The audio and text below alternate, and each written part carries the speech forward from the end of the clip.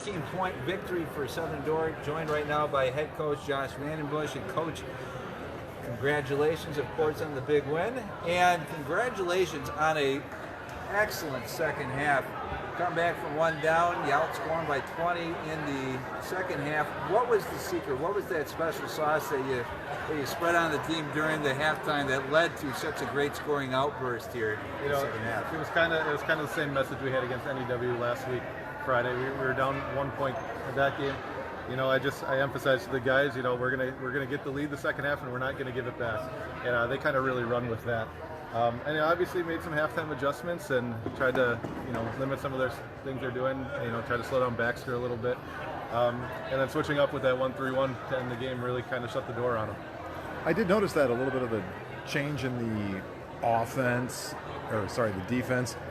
So, how proud are you of your freshman core? Very much. This is the first time I had a chance to really see them live and in action. Two leading scorers are both your freshmen. We only have one. Drew Dowse is the only freshman. Drew's Oh, sorry. I thought Schaefer. No, he's a junior. Junior. Yep. Sorry. But yeah, still not a senior league. Not a senior. Nope. No, not a senior yet. No, definitely. I got to give a shout out to Coach Mallion and Coach Dowse. They said, they're scoring on us, and we might as well let's change something up. And they suggested the 1-3-1. We haven't run it all year. We were just waiting for our time to pull it out, and that seemed like the right time to pull it out. And I said to them when they came out of the game, when they got that 19-point lead, and I said that's going to be dangerous. The way they are flying around, the way they're getting tips, they getting steals. It's going to be really useful moving forward. That 1-3-1, especially if you're not used to seeing that defense, it really throws people off. And you can see, especially during that run there where you really kind of put a stranglehold on it, they really didn't know how to get past it. Yeah, it's just it's a little adjustment that my assistant coaches gave to me, and I was like, what the heck? They're coming down and they're setting screens for Baxter, and they're getting open shots with Carter Cook and Caden, and if they're going to score, you might as well change it up and make them try to go against something else. So I was really happy with the way they played in it. They looked aggressive. They had their hands up. They were moving, flying around. Able to kind of shut the door and put the game away there. And you certainly had two parts in the game, one the first half, one the second half, where really the three-point shot, you have it.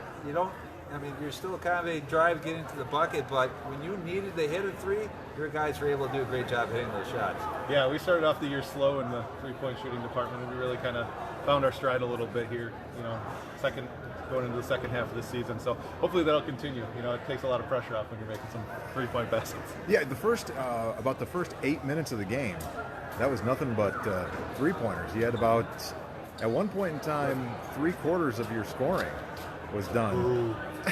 Good luck. Joined quickly there by the head coach from Oconto. We were kind of shocked because that was not something we see very often.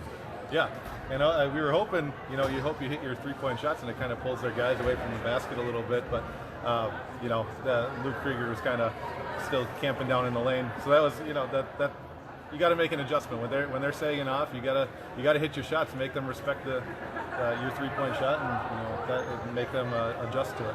You're going to go back and watch this tape. What do you think now, without watching the tape? What do you think are two things that you're going to work on and practice tomorrow and moving forward?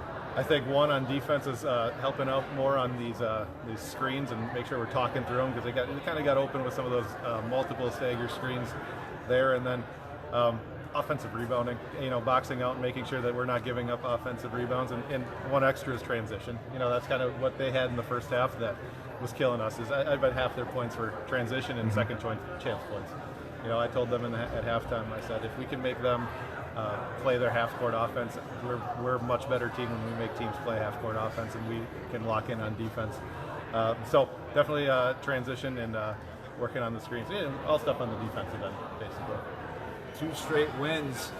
How confident is your team right now as you start getting to the second half of the season? You enter that final month heading into what should be an exciting playoff. Yeah, for sure. They've come a long way. Oconto, this is the second time around, second time in our conference playing them. And some of the guys before the game today, when we were watching film before we came up here, were like, it was hard to watch. It's a whole different team. You don't even recognize the team that we put on the court the first time around. And you know, that as a coach, that's encouraging that they're growing and they're learning and they're becoming more confident, and hopefully that will carry through for the rest of the season and continue to work.